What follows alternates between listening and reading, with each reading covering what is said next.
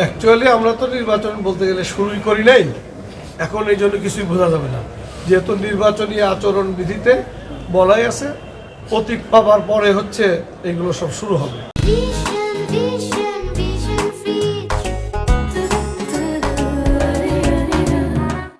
তখন বুঝতে পারা যাবে যে লেভেল প্লেইং ফিল্ড আছে কি নেই।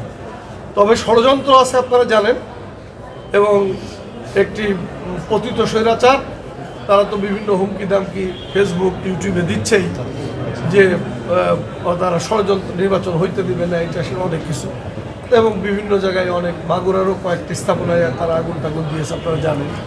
এইসব নিয়ে কিছু ঝামেলা আছে, বাট জনগণের যে ঐক্যবদ্ধ মনোভাব এখন এই মুহূর্তে, দীর্ঘদিন মানুষ ভোট দিতে পারে না, সেই জন্য এই ভোটের ব্যাপারে সবাই অত্যন্ত দৃঢ় কণ্ঠ, সবাই বলতেছেন এই কথাটাই যে না, যে কোনো মূল্যের বিনিময়ে এই ভোটে বাংলাদেশের নতুন বাংলাদেশ বিনির্মাণের যে টার্গেট সেটা ইনশাল্লাহ পূরণ হবে।